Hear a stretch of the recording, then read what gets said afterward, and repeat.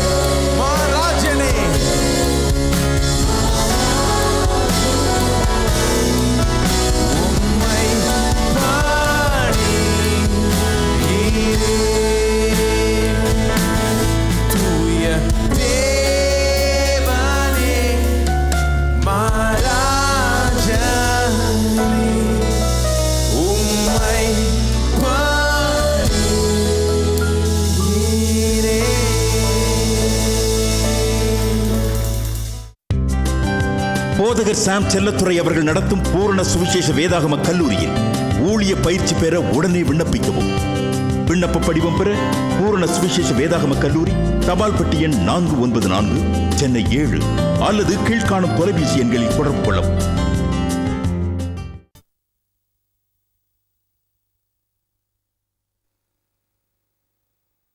ரோமர் 12ஆம் அதிகாரம் 2ஆம் வசனம். நீங்கள் இந்த பிரபஞ்சத்துக்கு ஒத்த வேஷம் தெரியாமல், இந்த உலகம், பிரபஞ்சம்னு சொன்ன என்ன, இந்த உலகம் இது ஒரு ராஜ்யம் பாருங்க. இந்த உலகம் அது ஒரு தனி ரெல்ம், அது ஒரு கிங்டம்னு சொல்லலாம். இந்த உலகம்னா இந்த நாட்டை சொல்ல, எந்த நாட்டையும் சொல்லல, உலகம்ன்றது அது ஒரு ராஜ்யம் மாதிரி. இந்த பிரபஞ்சத்துக்கு ஒத்த வேஷம் தெரியாமல் அப்படின்னா உங்களுடைய புத்தியை பற்றி இங்கே சொல்லி இருக்குது. புத்தி இந்த உலகத்து புத்தியாக இருக்காமல், பிரபஞ்சத்துக்கு ஒத்த வேஷம் தெரியாமல் நிறைய பேர் நினச்சிட்டு இருக்காங்க இந்த ஊரில் ட்ரெஸ் பண்ணுற மாதிரி நம்ம ட்ரெஸ் பண்ணக்கூடாது. நிறைய கிறிஸ்தவங்களுக்கு பாருங்க, எதெல்லாம் பிடிக்கக்கூடாதோ அதெல்லாம் பிடிச்சி அழுகிறதுனால தான் வாழ்க்கை முன்னேற்றம் கிடையாது. நம்ம ட்ரெஸ்ஸை மாற்றணும், ஏன்னா உலகத்தார் இப்படி போடுறாங்க. ஆனால் நான் அந்த காலத்தில் எனக்கு ஞாபகம் இருக்குது, அவன் டைட்டாக போட்டான் பேண்ட்டை, நாங்கள் லூஸாக போடணும். அவன் அப்புறம் லூஸாக போட ஆரம்பிச்சான், பெல் பாட்டம் இப்படி வர ஆரம்பிச்சிருச்சு, இப்படி போய் இப்படி வரும். அப்புறம் பெல் பாட்டம் லூஸாக போட்டுட்டு இருந்தால் பாஸ்டர் என்ன சொல்கிறாரு, இது என்னது இது? அப்புறம் அதை மாற்றி டைட் ஆக்க வேண்டியதாக இருந்தது. ஏன்னா உலகம் என்ன பண்ணுதோ அதுக்கு ஆப்போசிட்டாக பண்ணும். உலகம் அது உலகம் உலகம் உலகம்னாங்க. அந்த பிரபஞ்சத்துக்கு ஒத்த வேஷம் தெரியாதுன்னாங்க. நாங்கள் நினச்சிட்டோம் அதுதான் வேஷம் போல் இருக்குதுன்னு. அந்த வேஷத்தை சொல்லுங்க, இது என்னத்தை சொல்ற, புத்தியை சொல்லி இருக்குது. இந்த பிரபஞ்சத்துக்கு ஒத்த புத்தி, இந்த உலகம், இந்த உலகத்தின் ராஜ்யத்துக்குரிய அந்த புத்தி, இந்த புத்தி இருக்கக்கூடாது. நீங்க தேவனுடைய ராஜ்யத்தில் இருக்கிறீங்க, புத்தி அந்த ராஜ்யத்துக்கு ஏற்ற புத்தியா மாத்துங்க. உலக புத்தி இருக்கக்கூடாது, கடவுளுக்கேற்ற ஒரு புத்தி, கடவுளுடைய ராஜ்யத்தில் வாழுகிறீங்களா அதுக்கேற்ற ஒரு புத்தி இருக்கணும். இந்த பிரபஞ்சத்துக்கு ஒத்த வேஷம் தெரியாமல், பயங்கிறது இந்த உலகத்து புத்தி, தோல்விங்கிறது இந்த உலகத்து புத்தி, விழுந்து போன இந்த உலகத்திலிருந்து வருகிற ஒரு புத்தி இருக்கீங்களா? தரித்திரத்தின் எண்ணங்கள், தரித்திரத்தின் அந்த சிறுமையின் எண்ணங்கள், இதெல்லாம் உலகத்தின் புத்தி. பாருங்க, அது தேவனுடைய ராஜ்யத்துக்கு சொந்தமான புத்தி இல்லை, அந்த புத்தி கிடையாது. பாருங்க, ஒரு பணக்காரன் நாட்டில் போய் பாருங்க, அவன் புத்தி கொஞ்சம் வேற மாதிரி இருக்குது. ஏன்னா அவன் இருக்கிற ராஜ்யம் அப்படி அவன் பட்டினி பார்த்தது கிடையாது. வேறு நாடுகளில் ஜனங்க பசி பட்டினியில் இருக்கிறாங்க, ஒரு வேளை சாப்பாடு தான் சாப்பிட்றாங்கன்னு சொன்னால் அவனால் நம்ப முடியல. அப்படி பார்த்ததே கிடையாது அவன். ஒன்றும் அப்படி சூழ்நிலை பார்த்ததே, அது எப்படி ஒரு வேளைக்கு ஒரு நாளைக்கு ஒரு வேளை சாப்பிட்ற மாதிரி இருக்க முடியும்? எத்தனை வேற வேணால் சாப்பிடலாமா? சாப்பாடுன்றது அவங்களுக்கு ரொம்ப சர்வசாதாரணமாக இருக்குது. அவங்க புத்தி அதனால் வேறு மாதிரி இருக்குது. அப்போ பாருங்கள், பிரபஞ்சத்துக்கு ஒத்த வேஷம் தெரியாமல் தேவனுடைய நன்மையும் பிரியமும் பரிபூர்ணமான சித்தம் என்னதென்று பகுத்தறியத்தக்கதாக உங்கள் மனம் புதிதாகிறதுனாலே மறுரூபமாகுங்கள். எல்லாம் சொல்லுங்க, மனம் புதிதாகிறதுனாலே மறுரூபமாகுங்கள். கிறிஸ்தவர்களுக்கு எழுதுகிறாரு, விசுவாசிகளுக்கு எழுதுகிறாரு, சொல்றாரு, உங்க மனம் புதிதாகிறதுனால மறுரூபமாகுங்கள். மறுரூபமாகிறதுனா வேறொரு மனுஷனா மாறுங்க. மனம் புதிதாகிறதுனால உங்களுடைய வாழ்க்கை மாற்றப்படட்டும். மறுரூபமாகனா be transformed. Don't be conformed, be transformed. கன்ஃபார்ம்டா இருக்கிறது ஒத்த வேஷம் தரிக்கிறது. இந்த உலகத்துக்கு ஒத்த வேஷம் தரிக்கிறது தான் being conformed to this world. Being transformed என்றது இந்த உலகத்துக்கு ஒத்த வேஷமா இல்லாமல் உலகத்தார காட்டில் முற்றிலும் வித்தியாசமா இருக்கிறது. வித்தியாசமா எப்படி இருக்கிறது? அதுவும் எண்ணத்துல தான் வித்தியாசம். இருக்கிறீங்களா? ஹலோ, சட்டையில் இல்லை வித்தியாசம், எதில் வித்தியாசம்? எண்ணத்தில் வித்தியாசம். சட்டையை ஒரு வேளை வித்தியாசமாக போட்டால் அது எதனால வித்தியாசமாக போடணும்னா எண்ணம் வித்தியாசமாக இருக்கிறதுனால சட்டை வித்தியாசமாக இருக்கணும். இருக்கீங்களா? எண்ணம் மாறி இருக்கிறதுனால இப்போ சட்டை கூட ஒரு வேளை வித்தியாசமாக மாறலாம். ஆனால் எண்ணம் தான் வித்தியாசத்தை உண்டாக்குகிறது. எண்ணத்தில் தான் வித்தியாசம். மனம் புதிதாகிறதுனாலே மறுரூபம் ஆகுங்கள் என்று சொல்லி இருக்கிறது. அப்போ பாருங்க, இதில் ஒரு காரியத்தை கவனிக்கணும். மறுரூபமான என்ன? மனம் புதிதாகிறதுனாலே. எதுக்கு மனம் புதிதாகணும்? காரணமாக அங்கேயே சொல்லி இருக்குது, தேவனுடைய நன்மையும் பிரியமும் பரிபூர்ணமான சித்தம் இன்னதென்று பகுத்தறியத்தக்கதாக. இந்த பகுத்தறியத்தக்கதாகன்றது ஆங்கிலத்தில் இப்படி வருது, so that you may prove what is the will of God. ப்ரூவ்னு சொன்னால் உங்களுடைய வாழ்க்கையில் நிரூபித்து காண்பிப்பது. தேவனுடைய நன்மையும் பிரியும் பரிபூர்ணமான சித்தத்தை உங்களுடைய வாழ்க்கையில் நிரூபித்து காண்பிப்பது. இன்னும் கொஞ்சம் சிம்பிளாக சொல்கிறேன் நான். நிரூபித்து காண்பிப்பதுன்னா தேவனுடைய நன்மையும் பிரியமும் பரிபூர்ணமான சித்தத்தை உங்களுடைய வாழ்க்கையிலே நிறைவேற்றி காண்பிப்பது. கடவுளுடைய சித்தத்தை, பரிபூர்ண சித்தத்தை உங்களுடைய வாழ்க்கையில் செய்வது. சில நன்மையும் பிரியமும் பரிபூர்ணமான சித்தம்ன்றதுனால இதை 3 சித்தமாகிட்டாங்க சிலர். தேவனுக்கு நன்மையான சித்தம்னு ஒன்று இருக்குது, பிரியமான சித்தம்னு ஒன்று இருக்குது, பரிபூர்ணமான சித்தம்னு ஒன்று இருக்குது. நீ எந்த சித்தத்தில் இருக்கிற? நன்மையான சித்தத்தில் இருக்கிறியா, பிரியமான சித்தத்தில் இருக்கிறியா, பரிபூர்ணமான சித்தத்தில் இருக்கிறியான்னு அந்த காலத்தில் சொல்லி நான் கேள்விப்பட்டிருக்கிறேன். உண்மையிலேயே அப்படி கிடையாது. தேவனுடைய சித்தத்தை தான் இந்த 3 விதமாக விவரிக்கிறது ஒழிய 3 விதமான சித்தம் இல்லை, ஒரே சித்தம் தான். அதை 3 விதமான வார்த்தைகளால் விவரிக்கிறாங்க. அந்த சித்தம், தேவனுடைய சித்தம், நன்மையான சித்தம், பிரியமான சித்தம், பரிபூர்ணமான சித்தம். அப்போ தேவனுடைய இந்த அருமையான சித்தம், நன்மையும் பிரியமும் பரிபூர்ணமாக இருக்கிற இந்த சித்தம் நம்முடைய வாழ்க்கையில் நிறைவேறணும். தேவனுடைய ராஜ்யம்னா என்ன? உம்முடைய ராஜ்யம் வருவதாக, உம்முடைய சித்தம் பரலோகத்திலே செய்யப்படுகிறது போல இந்த பூமியிலையும். பார்த்தீங்களா, அதுக்கு வந்துட்டோம். அப்போ தேவனுடைய ராஜ்யம் நம்முடைய வாழ்க்கையில் நடக்குதுன்றதுக்கு என்ன அறிகுறி? அவருடைய சித்தம் நம்முடைய வாழ்க்கையில் செய்யப்படுகிறது. எந்த சித்தம்? இந்த நன்மையும் பிரியமும் பரிபூர்ணமான சித்தம்.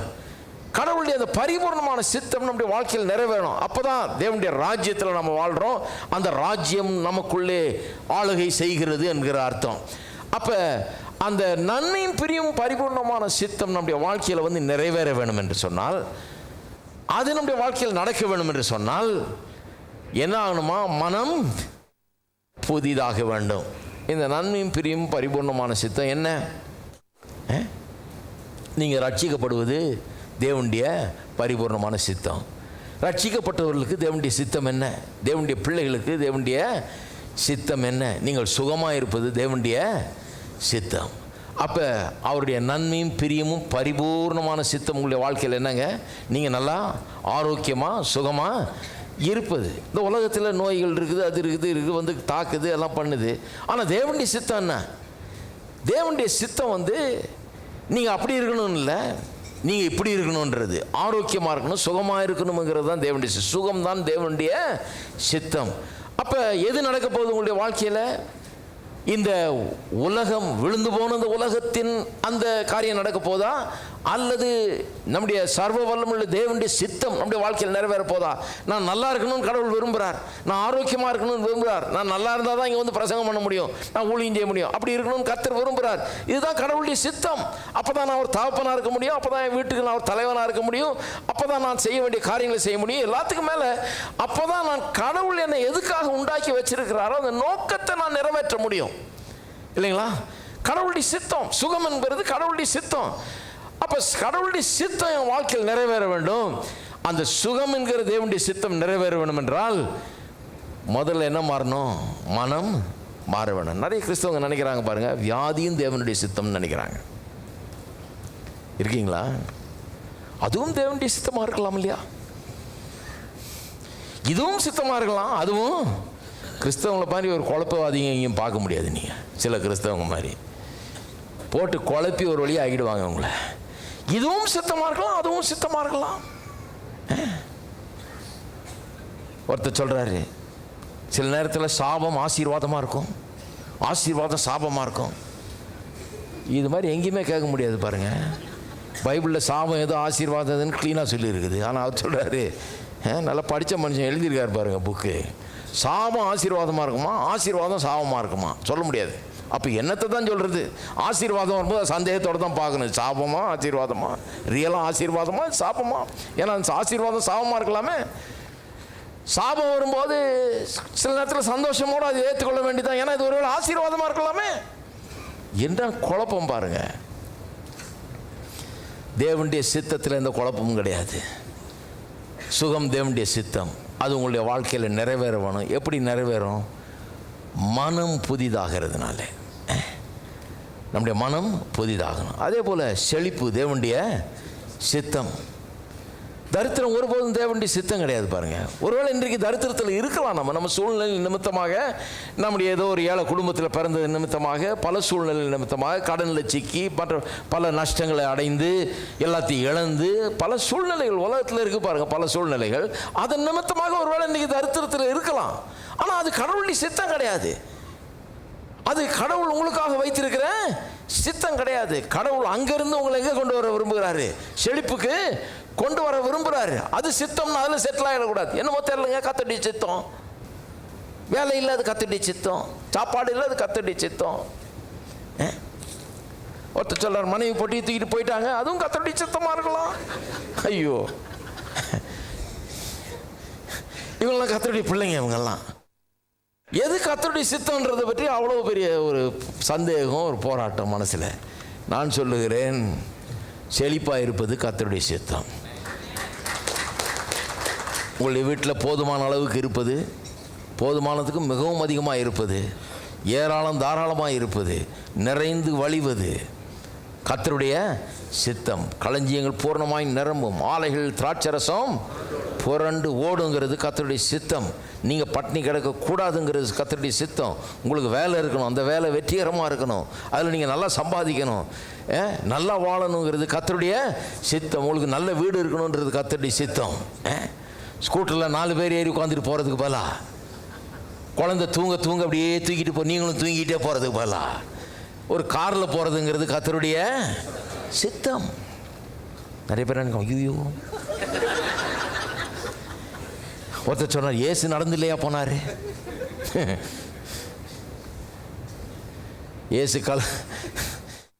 இயேசு கழுத மேலே ஏறி போனாருன்னு இருக்குது. கழுத கார் மாதிரி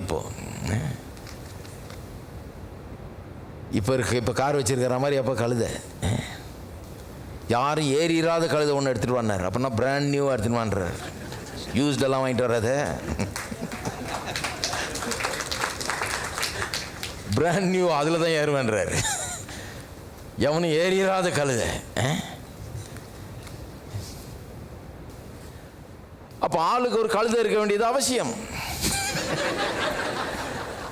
காரை சொல்கிறேன். இதெல்லாம் கர்த்தருடைய சித்தங்க. இதை பற்றி பயப்பட வேண்டியதில்லை. ஐயோ எனக்கு ப்ரோ வேணாம் பிரதர், காரெலாம் ரொம்ப டூ மச் பிரதர். கர்த்தருடைய சித்தங்க, அது கடவுளுடைய சித்தம். நல்லா யோசித்து பாருங்கள். கர்த்தருடைய சித்தம் எப்பவும் நன்மையான சித்தமாக இருக்கிறது. நல்லது கர்த்தருடைய சித்தம். உங்கள் பிள்ளைகள் நல்லா படிக்கிறது கர்த்தருடைய சித்தம். நல்லா கல்லூரிக்கு போகிறது கர்த்தருடைய சித்தம். நல்லா மேலே படிக்கிறது, அறிவில் பெறுகிறது கர்த்தருடைய சித்தம். நன்மையான சித்தம். இது கடவுளுக்கு பிரியமாக இருக்குது. யூபிலி வருஷம் பற்றி போதிச்சேன் இல்லையா? 50வது வருஷம் யூபிலி வருஷம். எல்லாம் கடன் வாங்கினவெல்லாம் வீட்டை இழந்து நிலத்தெல்லாம் இழந்தவனுக்கெல்லாம் அந்த நிலம் வீடெல்லாம் திரும்ப கொடுக்கப்படுகிறதுன்னு இருக்குது இல்லையா? அதுதான் யூபிலி வருஷம். 50வது வருஷம் நீங்கள் பே பண்ணிங்களோ இல்லையோ, அவன் 50 வருஷம் தான் வச்சுக்கலாம். அதை 50வது வருஷம் ரிட்டர்ன் பண்ணிடணும். அதை அப்போ அவன் கடன் கொடுக்கும்போது அதை கால்குலேட் பண்ணி தான் ரிட்டர்ன் பண்ணுறான். 50வது வருஷம் எப்போ வருதுன்னு யூபிலி வருஷம். இன்னும் 10 வருஷத்தில் வந்ததுன்னா கடனை கொஞ்சமாக தருவான். ஏன்னா அந்த 10 வருஷத்துக்கு தான் உங்கள் அறுவடையை அவன் எடுத்துக்க முடியும் நிலத்தில் அந்த காலத்தில். அதுக்கப்புறம் அவன் என்ன தான் பண்ணாலும் உங்கள் பத்திரத்தை அவன் வச்சுக்க முடியாது, ஒன்றும் பண்ண முடியாது. உங்கள் நிலத்தை அவன் விற்க முடியாது. உங்கள் நிலத்தை நீங்கள் நிரந்தரமாக என்னென்னைக்குமே இழக்க முடியாது. அப்படி ஒரு சிஸ்டம்.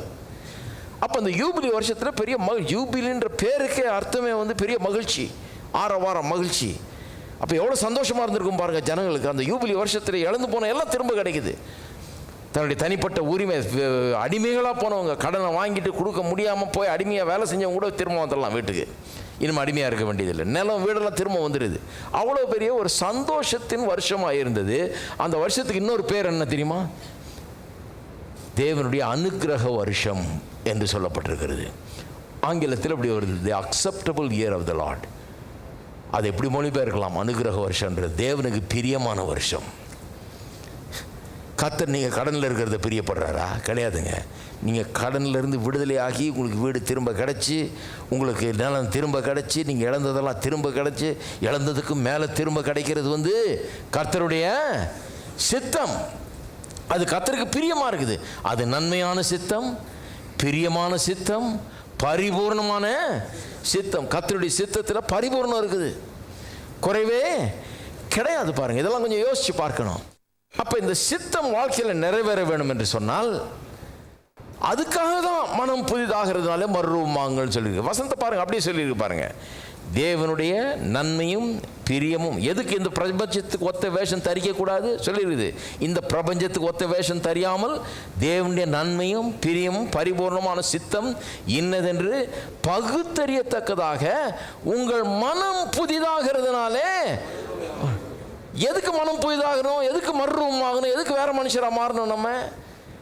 ஏன்னா தேவனுடைய நன்மையும் பிரியும் பரிபூர்ணமான சித்தம் உங்களுடைய வாழ்க்கையில் நிறைவேறும்படியாக, உங்களுடைய வாழ்க்கையில் ஆவி, ஆத்மா, சரீரம், குடும்பம், பொருளாதாரம் என்று எல்லா விதத்திலும் கர்த்தருடைய சித்தம் நிறைவேறும்படியாக மனம் புதிதாக வேண்டும். சுகத்தை பற்றி சொன்னேன், செழிப்பை பற்றி சொன்னேன். குடும்ப வாழ்க்கை எடுத்துங்க. கடவுளுடைய சித்தம் என்ன? நீங்கள் புருஷ மனைவி ஒன்றா வாழணும், நல்லா இருக்கணும், பிள்ளைகளை பெருக்கணும், உங்களுடைய குடும்பம் தழைக்கணும். அதுதான் கடவுளுடைய சித்தம். இதுதான் கடவுளுடைய சித்தம். அது நன்மையும் பிரியமான பரிபூர்ணமான சித்தம்.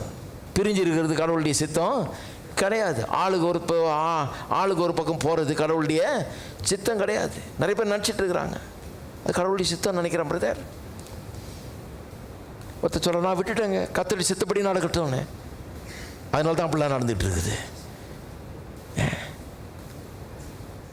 கர்த்தருடைய சித்தப்படி நடக்கும்படியாக தான் மனதை மாற்ற சொல்லி இருக்குது. மனதை மாற்றினா அப்போ தான் அவருடைய நன்மையும் பிரியும் பரிபூர்ணமான சித்தம் நடைபெறும். கர்த்தருடைய சித்தம் பிரிஞ்சு இருக்கிறது இல்லை, ஒன்றாக இருக்கிறது. கர்த்தருடைய சித்தம் திருமண வாழ்க்கையில் தோல்வி அடைவதில்லை, வெற்றி அடைவது.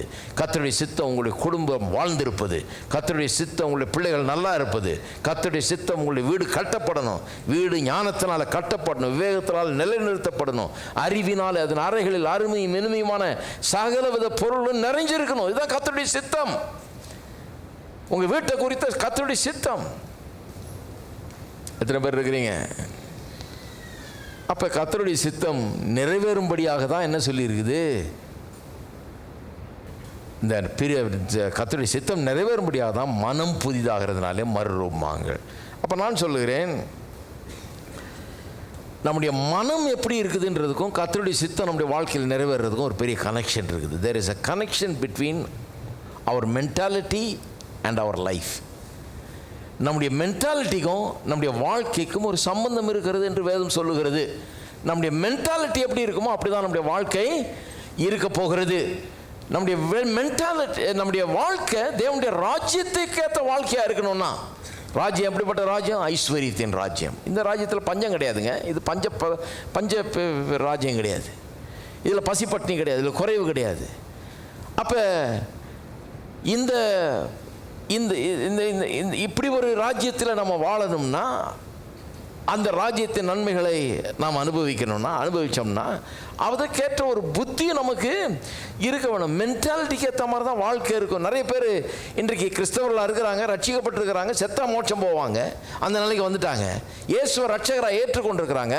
ஆனால் புத்தியில் ஒரு பெரிய மாற்றம் இல்லை. புத்தியில் மாற்றம் இல்லாதனால வாழ்க்கையில் பெரிய மாற்றம் கிடையாது. எந்த துக்கம் மாற்றி ஆடி பாட செய்தி, நிந்த இன்வஸ்தீரம் கலைந்தி. எந்த துக்கம் மாற்றி ஆடி பாட செய்தி, சந்தோஷத்தால் இடை காட்டினே. உள்ளளவும் புகழ்ந்தும்மை ஸ்தோத்தரிப்பேன், அமர்ந்தீரேன் அவனில் நானே. எந்த ஆண்டவரே என்றென்றும் துதிகளை ஏறெடுப்பேனே. எந்த துக்கம் மாற்றி ஆடி பாட செய்தி, இந்த இன்வஸ்தீரம் கலைந்தி. எந்த துக்கம் மாற்றி ஆடி பாட செய்தி, சந்தோஷத்தால் இடை கட்டினி. உள்ளளவும் புகழ்ந்தும்மை ஸ்தோத்தரிப்பேன், அமர்ந்தீரேன் அவனில் நானே. எந்த ஆண்டவரே என்றென்றும் துதிகளை ஏறெடுப்பேனே. எந்த துக்கம் மாற்றி ஆடி பாட செய்தி, இந்த இன்வஸ்தீரம் கலைந்தி. எந்த துக்கம் மாற்றி ஆடி பாட செய்தி, சந்தோஷத்தால் இடை கட்டினி. உள்ளளவும் புகழ்ந்தும்மை ஸ்தோத்தரிப்பேன், அமர்ந்தீரேன் அவனில் நானே. எந்த ஆண்டவரே என்றென்றும் எந்த துக்கம் மாற்றி ஆடி பாட செய்தி, இந்த இன்வஸ்தீரம் கலைந்தி. எந்த துக்கம் மாற்றி ஆடி பாட செய்தி, சந்தோஷத்தால் இடை கட்டினி. உள்ளளவும் புகழ்ந்தும்மை ஸ்தோத்தரிப்பேன், அமர்ந்தீரேன் அவனில் நானே. எந்த ஆண்டவரே என்றென்றும் துதிகளை ஏறெடுப்பேனே.